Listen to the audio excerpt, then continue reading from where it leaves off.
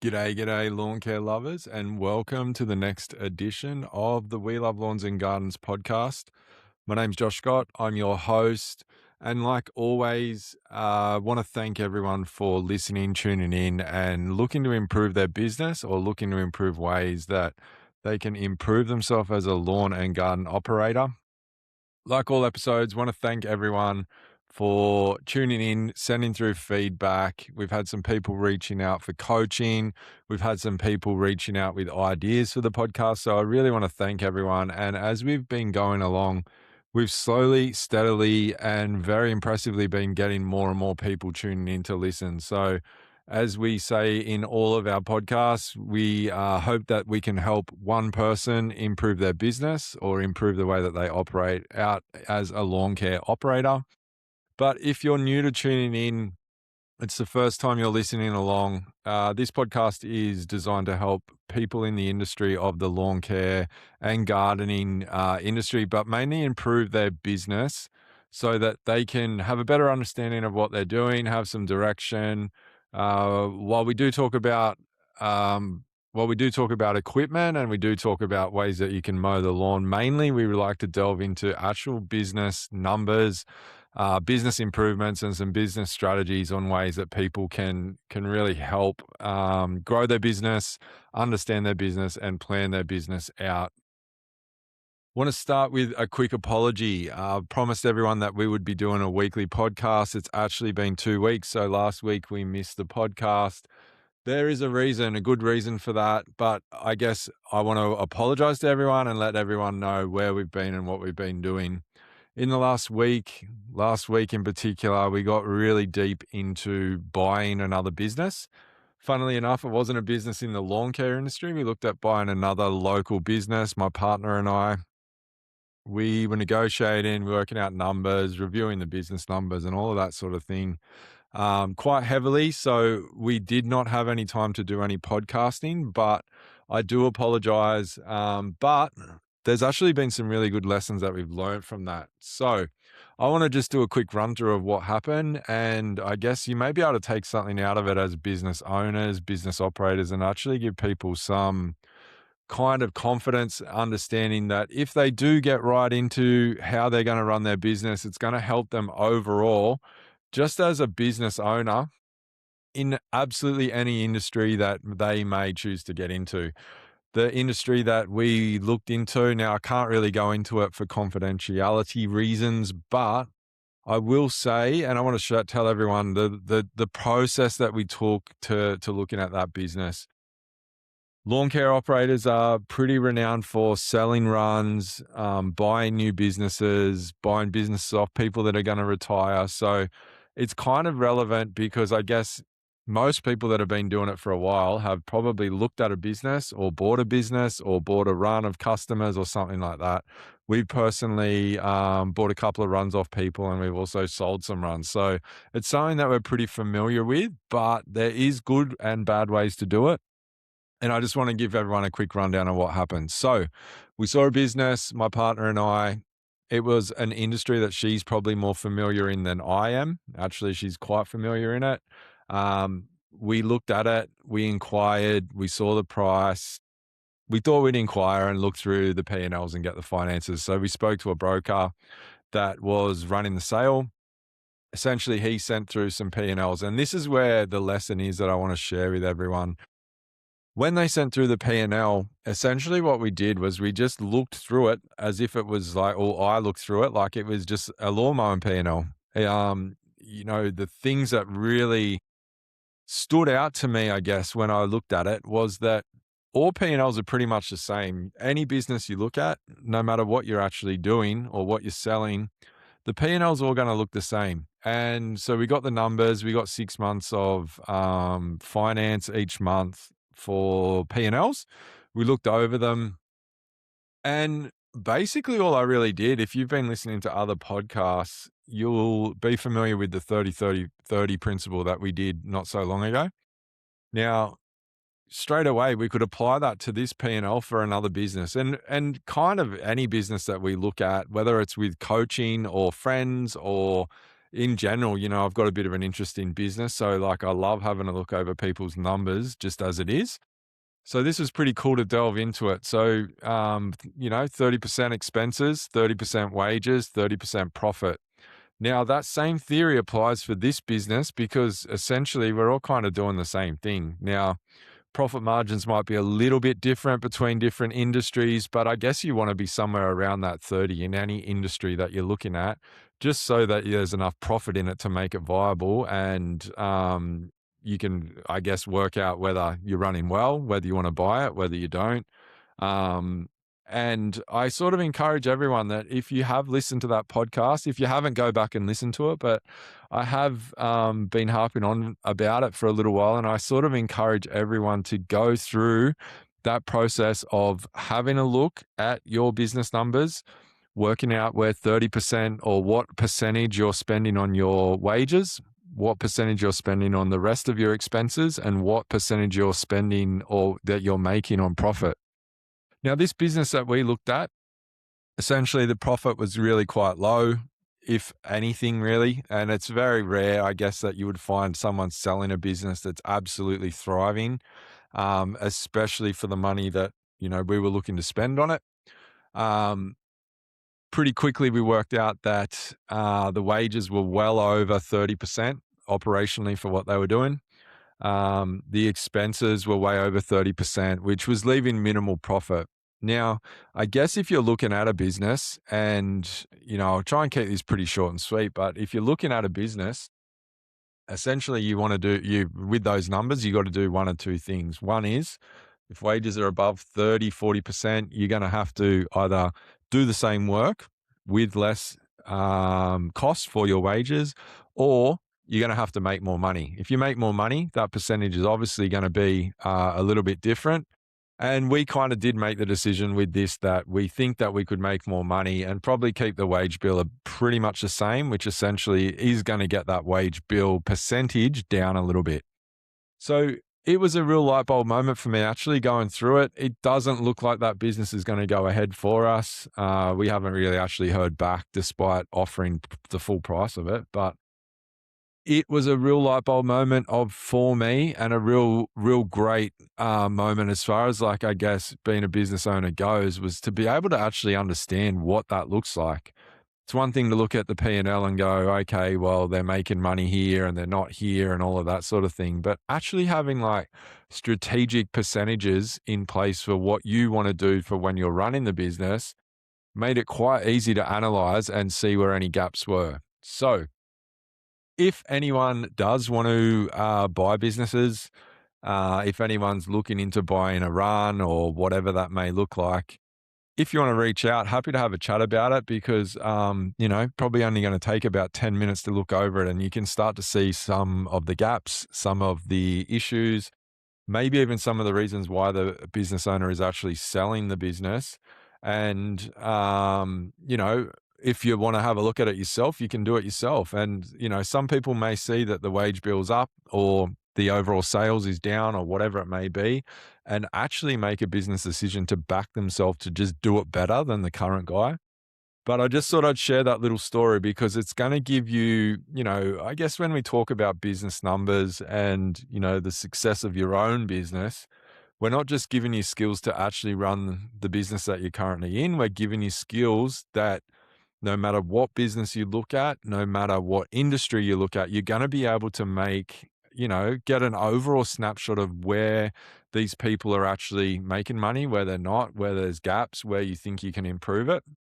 And so it's very well worth the time, well worth the effort, well worth, sitting up all those late nights to have a look over your numbers and write things down and have little spreadsheets to work out what percentage you're spending on your wages or where your expenses are currently at, not just for your current business that you're running now, but for any business you might get interested in later, or any sort of business decision you make throughout your career. So, just thought I'd share that little one because it was a real light bulb moment for me that went off to say, I actually really know from looking at this business, 6 months worth of P&Ls, I can have a look and just work out exactly where it might be going wrong, where they need help, and where we think we can improve it. So, today's topic that we're going to be talking about is around losing customers.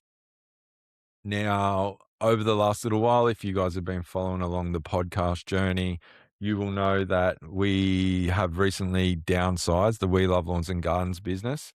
And along the way, I guess we've downsized it to an amount that we are happy with and that we think we can do and that we can make good money out of. So along that, over the last little while, is there has actually been a few customers that have dropped off. Now, it's one of those industries where no matter how hard you try, no matter how good you're going, no matter how good your processes are, you're gonna lose customers. But as I was driving around the other day, it made me really think that there would be, over the amount of years that I've been working just cutting lawns around the neighborhood that I currently live in, there's been so many houses that we've done work in, whether it's just gardening, whether they have been a regular mowing customer, and we've lost them, or whether, we've done them for a period of time and they've got someone else to do it, or whether they've just got, a family member or whatever, but they no longer use us. And it made me think that within this game, sometimes it's more important to be actually keeping customers than it is to be getting customers. I see a lot of chat around on like LMCA and a lot of Facebook groups within the service industry where people are like, I need to, improve the amount of customers that I have. I need to grow. What do people do for marketing? How do people get customers and all that sort of thing? And like a lot of attention seems to get put into that world where everyone's looking for more customers, but I don't see many people actually really talking about how to keep customers. So we thought today's podcast would be not so much around how to grow your business, but actually how to keep your business at the current level. It's obviously no good to be just having all these customers coming in the front door and then all these customers going straight back out the back door. So I thought we would talk about that a little bit because obviously it's a pretty important part of running a business, having a low churn rate, um, as well as how we're going to get customers and keep growing. So you can't grow if you're, putting 10 customers on every month and losing 10 customers every month. And we have had a couple of instances recently where we've lost a couple of customers and they're actually going to leave a pretty big gap within our business. So we, really value it. And I guess every time that it happens, we kind of reflect where we're at, what kind of standard we're pushing out into the marketplace, what we're doing within our business and why these things might have happened. And sometimes it's just a matter of customer got someone else that's cheaper. Their neighbor started doing it for them. They might be older and their son started doing it or whatever it actually is. But I think it's important to talk about it, that keeping your customers is just as important as getting customers. If you, as I was driving around, I thought like if I had every single customer that we've done working in our town by now, we'd probably be having hundreds and hundreds and hundreds of customers. So it really made me brainstorm and think like maybe, there should be just as big an emphasis on how we're keeping them as to how we're actually getting them as well.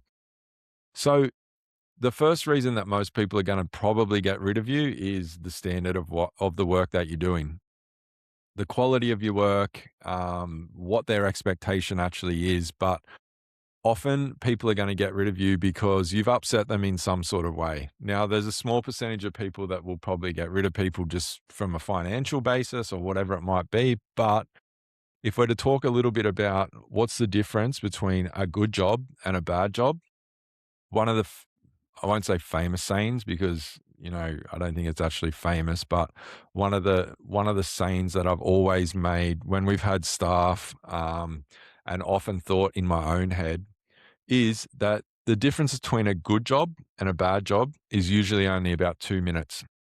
So if you sit there and think about that, most of the time it's only going to be, you missed doing an edge or you left grass clippings on the back pergola or one of those little jobs is going to be the thing that's going to absolutely upset your customer. And usually, if they're going to get rid of you for whatever reason, it's usually just going to be a job that is 2 minutes worth. So I think we've all probably had this situation before where we've done a lawn mowing job.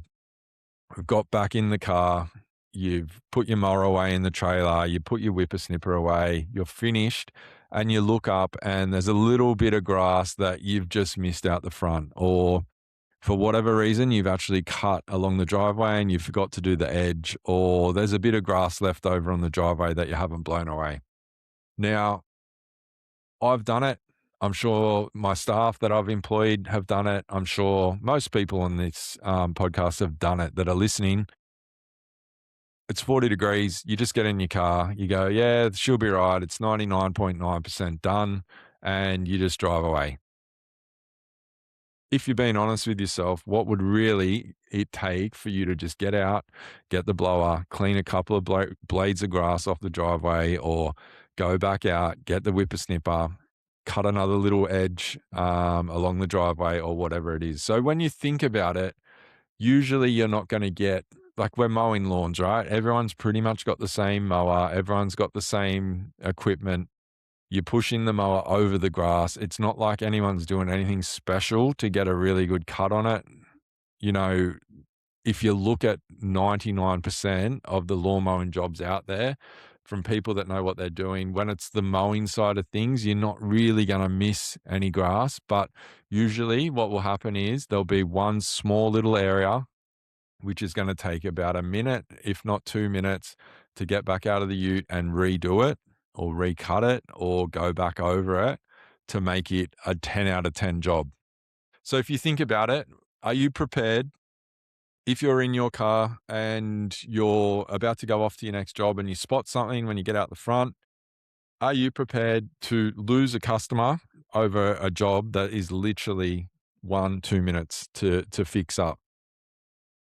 I think, the amount of money that you might have spent to get the customer, the amount of time it took you to quote the customer, you do not want to lose it. So I think as a bit of a standard within your own mind, and this is something that I'm, preach and preach and preach to myself and my staff when I had lots of staff, is let's just spend that extra little bit of time making that job really good. Um, if you're cutting the lawns at 100% each time, you can hang your hat on that, every time you go, you do a really good job. Well done. And then if you lose customers on top of that, then okay, well, it is what it is. But keep that in your mind. The difference between a good job and a bad job is usually about 2 minutes, and that's it. It's as plain and simple as that. Some other things, when it comes to equipment, as I mentioned, like, we all pretty much have the same equipment, the same mowers. I just went to a mower shop literally like an hour ago and got some new blades and some new filters for my mower. And the lady's like, I know exactly where they are because everyone comes in, everyone wants new blades, everyone wants new filters for a Honda 216. So the majority of us people out there mowing are going to be using a Honda 216. If you're not, that's fine. Use whatever mower you want to use. But one thing that could be different, if you think about it from a quality point of view, if two guys are going to be using a Honda 216, they're going to mow over Mrs. Jones' lawn. The difference in the cut could be the sharpness of the blades. Now, that's something that I'm doing right now. We've got a rain day here in Sydney. I'm going to change all the blades on all of our mowers. I've got new filters, new oil going into my push mower.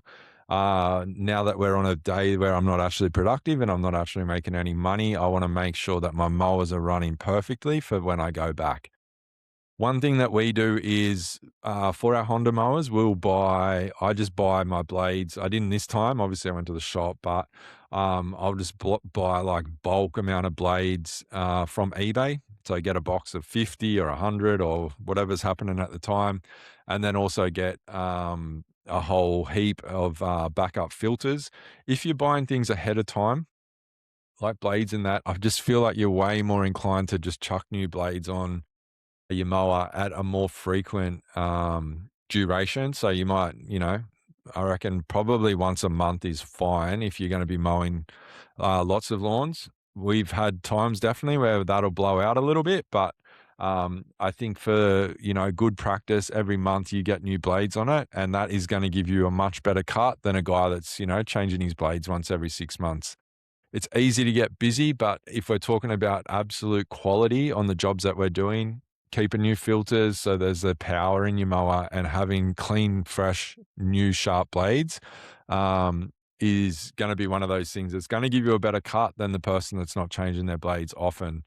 When it comes to, things like the Hondas and those sorts of mowers, don't I don't well, it's completely up to you, but, like, when you add up the price of what it costs you to buy them in bulk, taking the blades off and sharpening them and doing all that sort of stuff, to me, it's a bit of a waste of money and time. I think it's best to just whack some new blades on. They probably cost a couple of bucks each and, get on with it and, not be held up by sharpening blades and putting them back on. Just chuck new blades on your mower. It's gonna give you a good cut, and the quality is something that your customers will never be able to argue with. Some other things that have worked well for the We Love Lawns and Gardens business, other than, sending out emails for feedback and, reviews, so Google reviews, Facebook reviews, one other thing you can do is just send out a survey, and that might just be for, like, 10 people. You might do that every month or every couple of months, and it just shows that from the customer's perspective, like that you're, for one, you're communicating with them, but for two, you're actually looking to improve on the quality at all times within your business. So send out a survey. You're going to know yourself if you're doing a really good job all the time. You're really valuing having a good quality of your work within your business. I think if you send out a survey, you're not going to be sitting there waiting and hoping that everything comes back and the feedback's really good. But, welcome some negative feedback from your customers by sending them out a survey and trying to work out ways that you can do things better. Can pretty much assure you that if, a certain person has a certain problem within your business, if you've got 100 customers, you've probably got 10 people that are doing the same thing or worried about the same thing. So if you can get a survey and get some feedback and have things that you may be able to implement within your processes to make it a better service and a better way of how you're running, overall, you're going to be able to fix a problem for 10 people, 20 people within your business that's going to make your overall standard really, really good. I don't think it would be a common thing where you send out a survey, someone gives you really great feedback, and then 2 weeks later they cancel you for unbeknown reason. Although it's happened and we've had all that sort of stuff happen in the past, but I think, it's a good proactive way to show your customers that you're actually caring about what you're doing. You're caring about the standard and, that they have a voice and that they can send through whatever complaints, whatever ways that you can improve on a regular basis so that it's, you're doing a good job and you can always be setting that bar really high.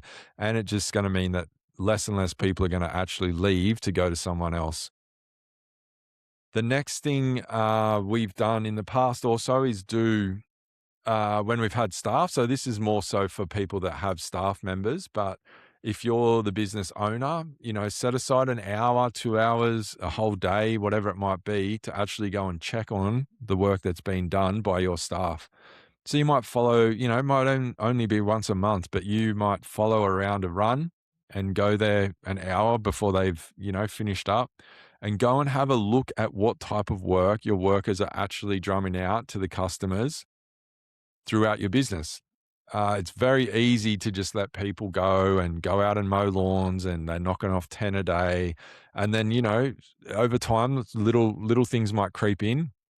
The standards, people might be rushing, it might be hot, their motivation might be low, whatever it is, but you can kind of tell how good you're running your team, how good your culture is within your business by going along and actually inspecting the work that your team are actually doing when you're not there.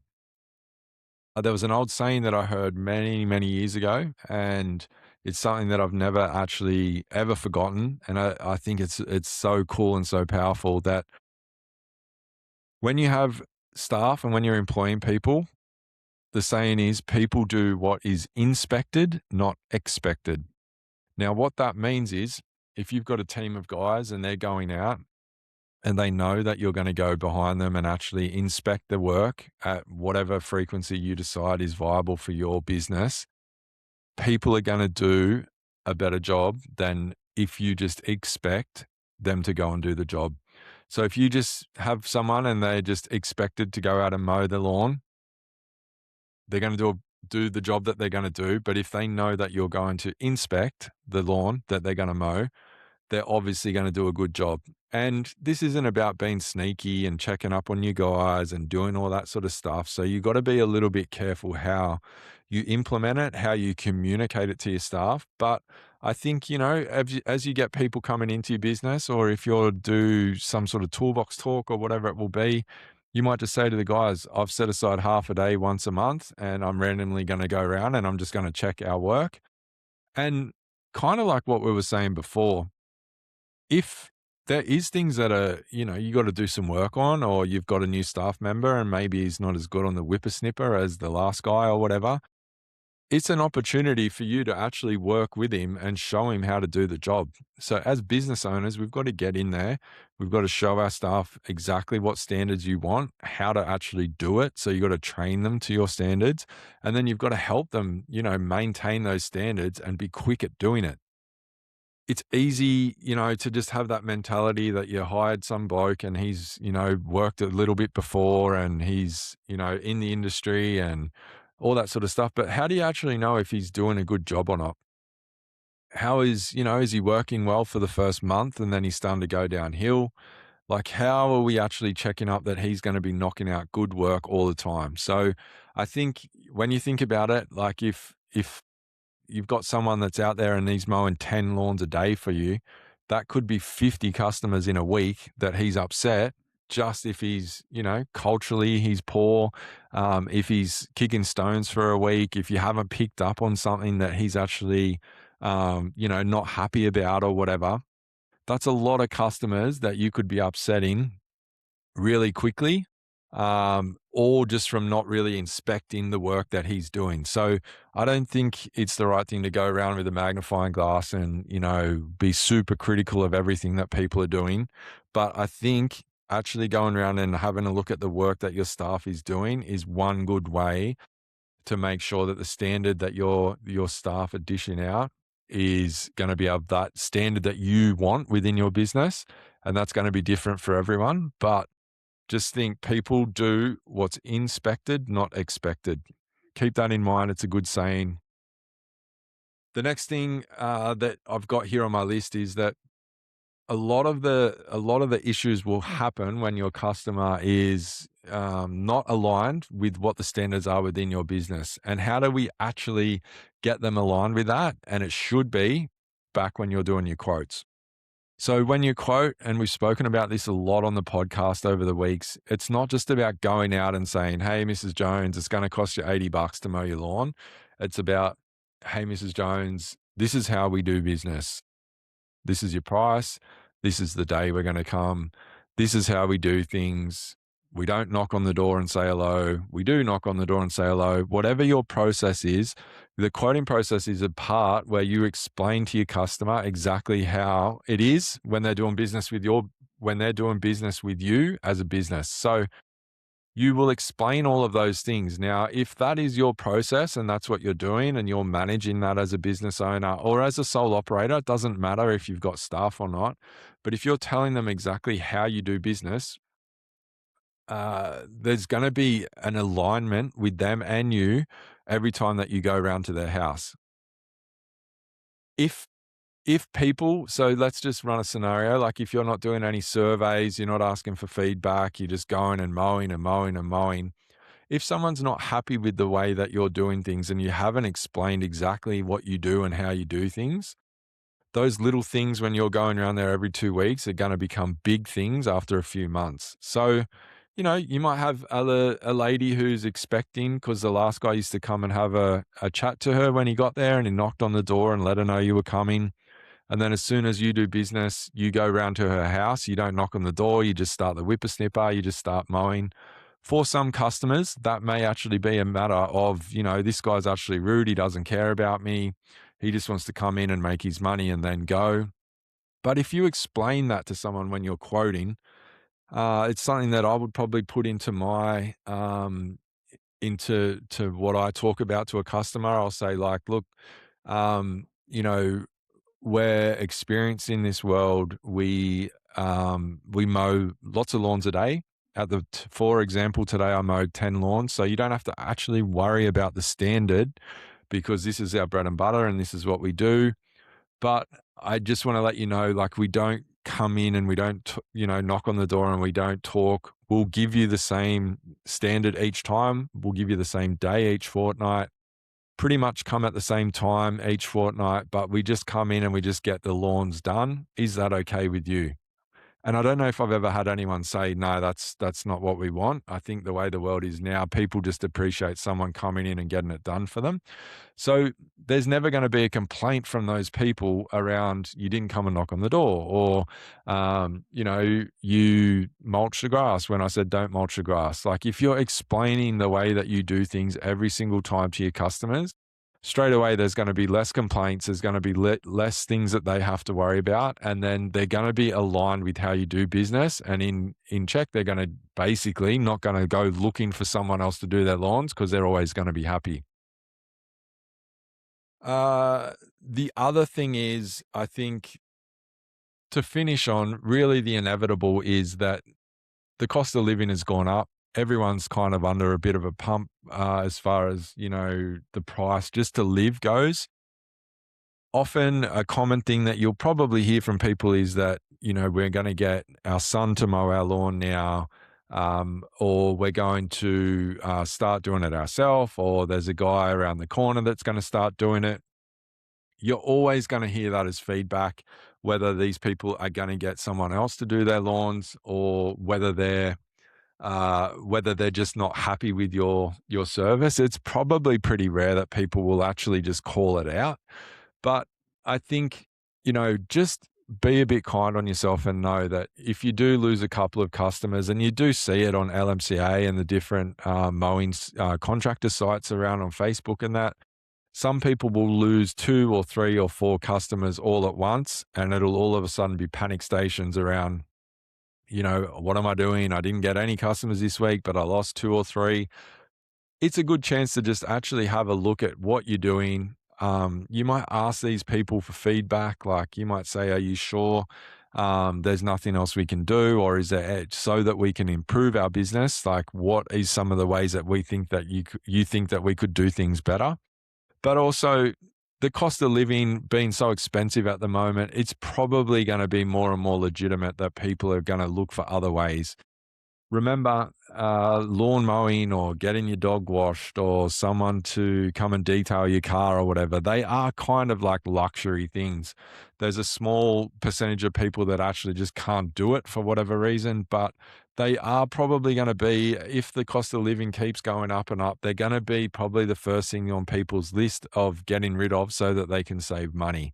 So there's a whole big episode that will probably come pretty soon around on what does your ideal customer look like. Maybe you target people that are never going to be under any financial strain. Maybe you target people that are, I don't know, that's completely up to you. But just remember, be a bit kind on yourself. If you do lose a customer here or there, um, you know, there is a bit of a crisis going on as far as the cost of living goes at the moment. So some people are going to be legitimately under stress, and not everyone's going to want to talk about that. People may be a bit embarrassed that they've got themselves into a bit of a hole. So without pressing too hard around what's going on, who's doing it, how often are they going to do it, or whatever it may be, understand that there is just part of the lawn mowing world is that you're going to lose the odd customer here and there. And it's how you learn from that, how you review things is, I guess, the thing that's going to stop that from keep happening over and over again. So be a bit kind to yourself if you do lose a customer, because it's bound to happen, especially if you're just starting out in your mowing journey. You're going to lose customers. You're going to gain customers. Some weeks you're going to get 5 customers and some weeks you're going to lose 5 customers. So the amount of damage that you do, the amount of, I guess, damage that you can save from people actually losing is how we grow big, strong, healthy businesses, which is all what we want to do. Now, that's kind of it as far as this episode goes. I think, to summarize it all, it's part of the industry where we're going to lose customers here and there. It's about how we learn from that, how we grow from that, and how we stop that happening with other customers that we have on our books. The focus is always on how we get customers, and we want to get, how do we get contracts, and how do we get in with strata companies, and everyone's really, really focused on that. But just remember, you've got to also maintain a good quality of work. And through doing that, you're going to get more work naturally, and you're going to stop losing customers out the other end. So if you can keep getting customers, do really good work, they're going to refer you through to more and more people.